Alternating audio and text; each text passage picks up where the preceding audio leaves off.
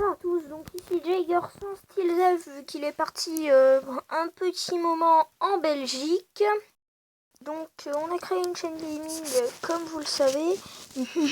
On est centré sur le wargaming, mais là je vais vous présenter la vidéo d'un jeu qui s'appelle Guerre Tribal. Alors je m'y connais un peu à ce jeu vu que j'y joue depuis maintenant 2 ans et demi. Donc voilà. Alors donc on va décrire déjà cet aperçu qui est l'aperçu du village que vous avez en dessous avec les différents bâtiments. Mais déjà on va partir par tout en haut. Le bouton que vous avez en haut à gauche, là c'est un bouton de retour à certains menus. Ça varie. Là sur la banderole où il y a écrit Nevermind 01, c'est en fait le nom de mon village. En dessous, c'est les ressources qui me restent. Donc à gauche le bois, au milieu l'argile, à droite le fer. Mais bon, j'ai plus de quoi les dépenser pour les bâtiments parce qu'il est maxé mon village. Donc ensuite, et les 3947 avec la petite tête à côté, c'est le nombre d'habitants que mon village peut encore loger. Donc je peux encore faire une bonne armée avec ça. Donc ensuite je vais vous présenter donc les bâtiments, on va partir via le quartier général, vous les reconnaîtrez. Le quartier général permet donc de construire tous les bâtiments, c'est le centre de mon village, quand s'il veut bien. Donc là vous avez tous les bâtiments possibles. Allez, allez. Et en bas du quartier général, vous pouvez renommer votre village.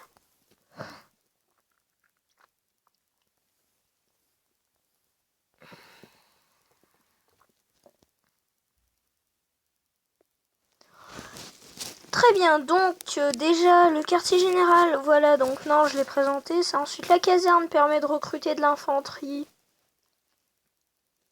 Ah oui, j'ai oublié de vous dire les intérêts d'amélioration de chaque bâtiment. Excusez-moi, j'ai un peu des problèmes de salive. C'est rien, je suis pas en train. Voilà, c'est un peu pour gérer mon stress aussi, pour éviter qu'il y ait un moindre bruit. Voilà, et je dois tout recommencer. Le quartier général, quand vous l'améliorez, ça réduit le temps de construction des autres bâtiments. Caserne réduit le temps de recrutement de l'infanterie comme l'écurie qui permet de recruter la cavalerie et donc qui permet de baisser le temps de recrutement des cavaleries qui est assez élevé. L'atelier qui permet de fabriquer des béliers ou des catapultes. Ensuite, la première église, c'est... Alors, les mondes églises, c'est pas tous. Sinon, c'est l'église pour d'autres bâtiments qui est assez cher parce qu'il faut 5000 habitants de libre pour la construire. Et... Mais en fait, ça a une zone d'influence. Tous les villages que vous attaquez dans cette zone seront couverts, donc les troupes combattront à 100%, sinon elles ne combattront qu'à 50%. L'académie qui permet de recruter, donc l'améliorer pour l'église, parce que la première église n'est pas améliorable. Ça permet d'augmenter la portée. Et l'académie n'est pas améliorable, est améliorable au niveau 3 pour certains mondes. Et là, ça réduit le temps de recrutement des nobles, qui permettent de conquérir d'autres villages. En fait, ça marche qu'ils abaissent la loyauté à chaque fois qu'ils survivent. Et quand la loyauté d'un village descend à 0, au moins le village est conquis. Mais ça fait disparaître le noble qui est impliqué dans l'attaque. La forge permet de rechercher des armes et ensuite les améliorer. Pour améliorer les performances de tous les trucs, il faut préalablement rechercher les différentes troupes pour pouvoir en recruter. Puis là, sur certains mondes, il y a 3 niveaux de compétences sur ces trucs. Alors, le point de ralliement permet de commander l'armée. Statue recrute le paladin qui est un guerrier particulier, donc je vais vous montrer tout à l'heure le truc. Marché permet d'échanger des ressources. Oui, donc le marché, vous avez plus de marchands qui vous permettent d'échanger plus de ressources, statues et points de ralliement, c'est pas améliorable. Et la forge, c'est fait plus rapidement. C'est aussi une forge qui doit souvent être améliorée pour débloquer des troupes. Camps de bois, carrières d'argile et mines de fer servent à produire donc les ressources qui leur sont attribuées. Et plus vous les améliorez, plus c'est productif. Ferme, ça nourrit les habitants, donc quand vous l'améliorez, ça augmente le nombre d'habitants dispo. Je dois avoir un truc de 12 000 dans mon village déjà, en plus des presque 4 000 que j'ai ici. Entrepôt stocke les ressources ici, donc là ils sont à capacité maximale. Ça augmente la capacité à chaque fois que vous améliorez l'entrepôt. La cachette, ça cache une partie des ressources lors des attaques. Donc, même certaines erreurs, même ces ressources qui sont dans la cachette ne peuvent pas être vues. En fait, c'est une partie de l'entrepôt, la cachette. Ça ne va pas augmenter la capacité de ressources. Et la muraille, ça donne un appui défensif aux troupes. Donc ensuite, ce que vous avez tout en bas ici... non, je vais d'abord présenter les troupes. Donc je vais partir à la caserne. Donc lanciers, porteurs d'épée sont plus des unités pour la défense comme les archers d'ailleurs. Et ici, donc guerriers à la hache sont plus faits pour l'attaque. En fait, il y a 3 types de troupes. Il y a la cavalerie qui plutôt se défend par les lanciers. Infanterie contre les porteurs d'épée et les archers, parce que les archers se défendent bien aussi contre la cavalerie, mieux d'ailleurs. Et les archers, par contre, c'est surtout les porteurs d'épée. Et donc, guerrier à la hache, c'est offensif. En défense, c'est pratiquement inutile. Éclaireurs, donc dans l'écurie, sont des unités qui vont espionner les autres villages ennemis. C'est notamment aussi, ils sont presque inutiles en défense. Ce sont les seules troupes qui peuvent vaincre d'autres éclaireurs. Donc cavalerie légère, les cavaleries, c'est surtout offensif. Sauf la cavalerie lourde qui sert un peu à tout. Donc en fait ici je vous explique, cette barre là c'est pour savoir si vous voulez en recruter plus ou moins. Et ensuite le bouton ici c'est pour valider votre recrutement. Il y a certains recrutements que j'ai recrutés qui ont duré plus de 48 heures. Hein. Pour vous donner une idée, c'est très long.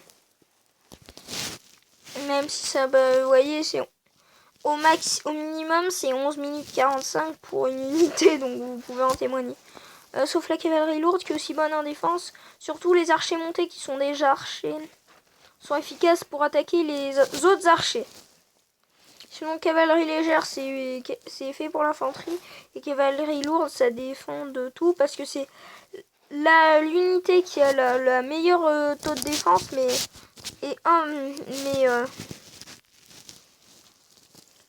il faut réunir 4 ou 5 guerriers à la hache pour que leur force d'attaque soit équivalente à la force de défense d'une cavalerie lourde. C'est-à-dire c'est 50, une force de guerrier à la hache, c'est vous arrivez à 200 par là pour une force de défense d'une cavalerie lourde. Contre infanterie, hein.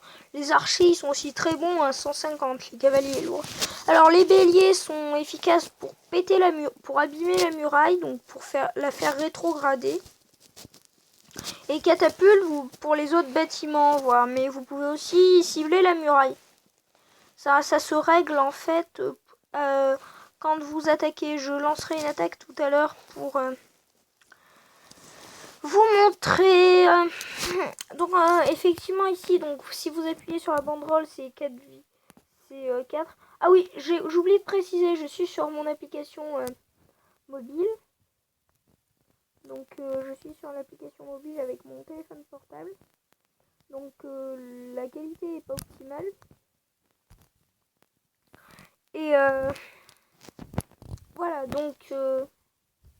voilà, donc ensuite la carte qui est symbolisée ici, ça montre les différents villages. Donc vous voyez un peu les 4 villages. Mon troisième est beaucoup plus au nord. Il est très loin, c'est ça qui est embêtant. Et celui-là est améliorable. Donc s'il y en a qui ont des niveaux, ils vont sûrement un jour essayer de me nobler. Donc il faudrait que je prépare sur mon village qui est surtout offensif là. Et défensif, parce qu'il y a des orientations comme si vous êtes hétéro. Oui, il y a des trucs offensifs si vous préférez faire des troupes pour attaquer les autres villages, ou défensifs où vous allez plutôt vous défendre contre les autres villages, parce qu'il y a un critère important, c'est les adversaires battus. Et donc comment gagner. Ensuite les messages, ça permet de discuter avec d'autres joueurs, et les rapports, ça vous informe d'événements. Ensuite ici ça sert un peu à tout. Donc la tribu, j'en ai pas, c'est un regroupement de joueurs. Forum de tribu, c'est là où vous allez pour discuter. Royauté, c'est des événements, il n'y en a pas toujours. Quête, ce sont des trucs qui vous aident à progresser. Drapeau, ça donne des bonus à votre village. Point de ralliement, c'est pour accéder au point de ralliement. Classement, c'est le classement des joueurs sous différents critères. Profil, c'est pour modifier vos profils ou vous donner des infos sur vous, votre domicile, votre sexe et votre naissance. Non, il ne s'agit pas de prendre une photo de votre bite ou je ne sais quoi. C'est dire si vous êtes un garçon ou une fille, voilà. Aperçu, c'est pour vos villages. Entrance, ici, c'est les supports ou les attaques qui vont arriver sur vos villages. Paramètres, notifications, c'est pour gérer les paramètres et les notifications. Premium, c'est parce qu'il y a avec des points premium qu'on peut gagner via le centre d'échange premium. Ça vous permet d'avoir des avantages. Gestionnaire de compte en est un, compte premium en est un autre. Et assistant de pillage en est un autre. Amis, c'est parce que ce jeu est un peu comme un réseau social. Carnet de notes, c'est pour prendre des notes. Et LED, c'est pour accéder à la page web de LED. Et Tico au support, c'est pour le support. Voilà, donc ici vous avez d'autres menus. Oui, donc j'ai lancé une attaque. Alors sachez que sur Casual, c'est un type de monde. Les mondes plus un numéro, ce sont les mondes de compétition normaux. Ce qui est chiant, c'est que sur la version PC, les villages inattaquables sont masqués. Mais là, non. Alors donc, ce que je vais faire pour trouver un barbare, parce que les barbares, je suis sûre de pouvoir les attaquer.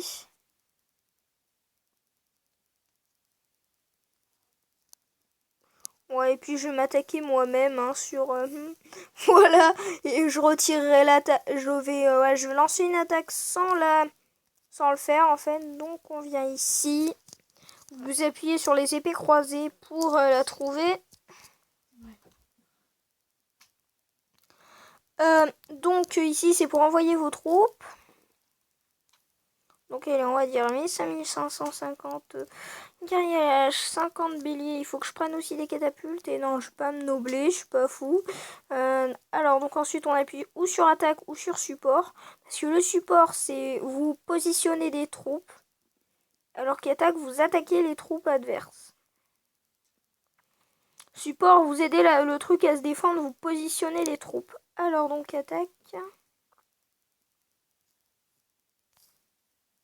Alors donc il y aura un de nuit, il y a plein de facteurs parce que dans le point de ralliement vous trouvez un simulateur. Donc ici vous avez attaqué bâtiment, c'est pour régler le truc. Mais bon voilà, donc ouais j'ai tout dit. Donc voilà, c'est la fin de cette vidéo. J'espère qu'elle vous aura plu. Si c'est le cas, n'hésitez pas à commenter, à lâcher un pouce bleu ou vous abonner à notre chaîne. En tout cas, donc c'était Jagger sans Steel's Elf et je vous dis à bientôt pour une prochaine vidéo. Ciao ciao!